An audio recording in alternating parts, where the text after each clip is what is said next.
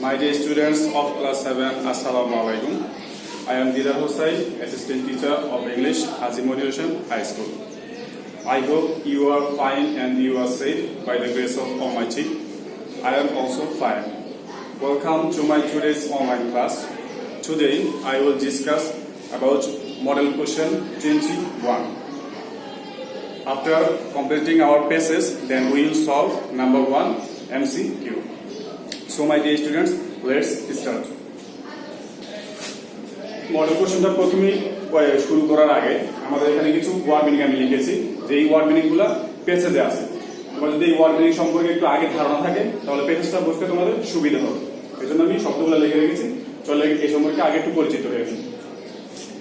Meet অর্থ হচ্ছে সাক্ষাৎ করা বা দেখা করা।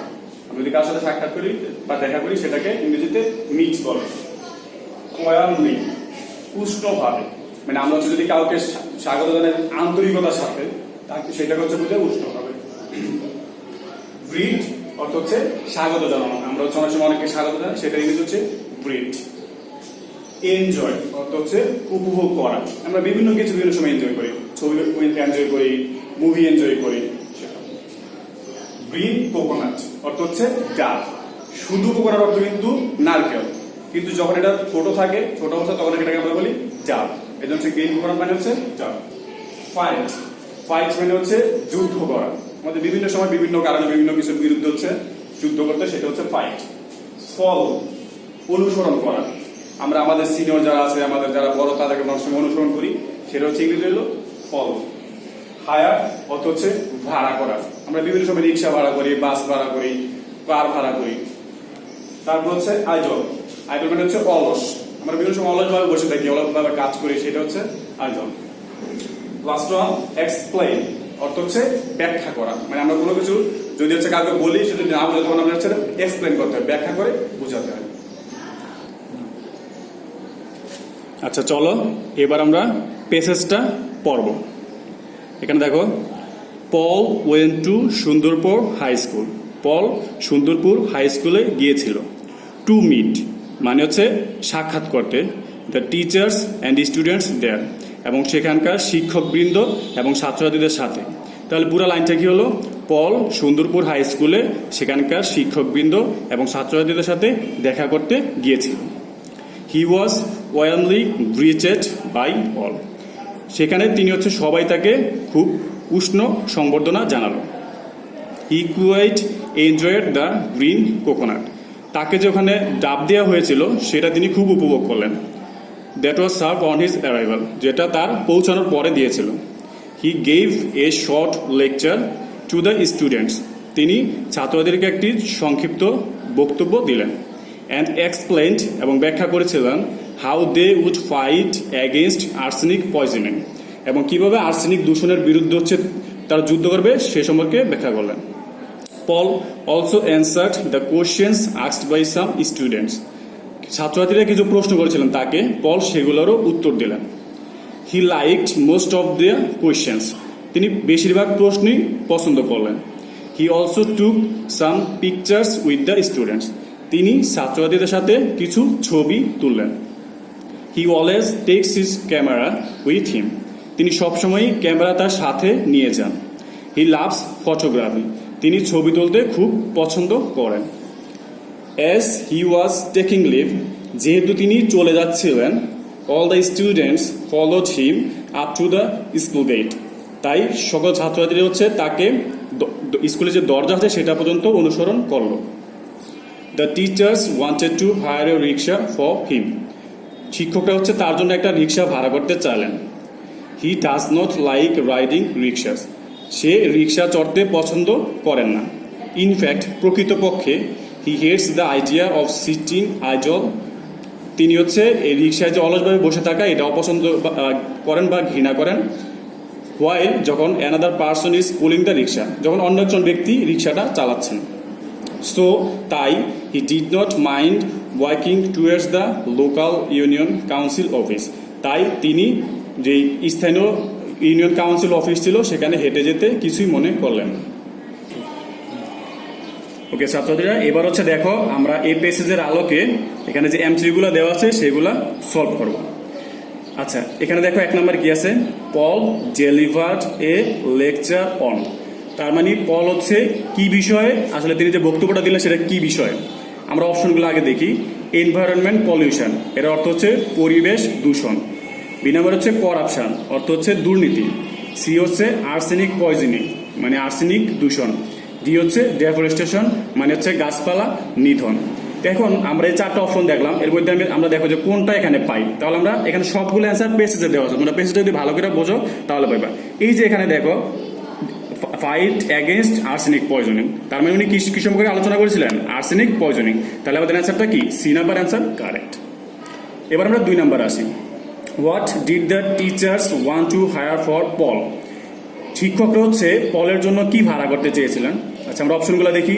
এ মাইক্রোবাস, একটা মাইক্রোবাস। বি নাম্বারে এ রিক্সা, একটি রিক্সা। A taxi. ডি নাম্বারে এ কার। তাহলে 4টার মধ্যে কোনটা ভাড়া করেছিল আমরা এখন পেছনে সরাসরি দেখবো। দেখো, the teachers wanted to hire a rickshaw, দেখো সরাসরি লাইনটা আছে এখানে, তার মানে অ্যান্সার হবে কি এ রিক্সা। এবার 3 নাম্বার আসো। Paul does not like, Paul কি পছন্দ করেন না সেটা আমরা দেখি। ড্রাইভিং এ মাইক্রোবাস, একটা মাইক্রোবাস চালানো। বি নাম্বারে রাইডিং রিক্সাস, রিক্সা চড়া। C number riding a bicycle, bicycle চড়া। ডি ড্রাইভিং এ কার, একটি কার চালানো। তাহলে এই 4টা অপশনের মধ্যে আমরা দেখি সরাসরি পেসেজে কোনটা দেওয়া আছে। দেখো এখানে সরাসরি দেওয়া আছে হি does not like riding rickshaws, তার মানে আমাদের অ্যান্সারটা কি হবে, riding rickshaws. Number 4, some of the dash asked Paul some questions. তার আমরা পেসেজটা পড়েছিলাম কি, যে কারা পলকে কিছু প্রশ্ন করেছিল। আমরা অপশনগুলো দেখি। টিচার্স, শিক্ষক বৃন্দ। গার্জিয়ানস, অভিভাবক বৃন্দ। স্টুডেন্টস, ছাত্রছাত্রী। পিপল, মানুষ বা জনগণ। তাহলে আমরা দেখো পেসেজে সরাসরি অ্যান্সারটা এটাও আছে, এই যে also answer the question asked by some students. তার মানে প্রশ্নগুলো কারা করেছিল, স্টুডেন্টসরা। তাহলে আমাদের অ্যান্সারটা কি হবে, স্টুডেন্টস।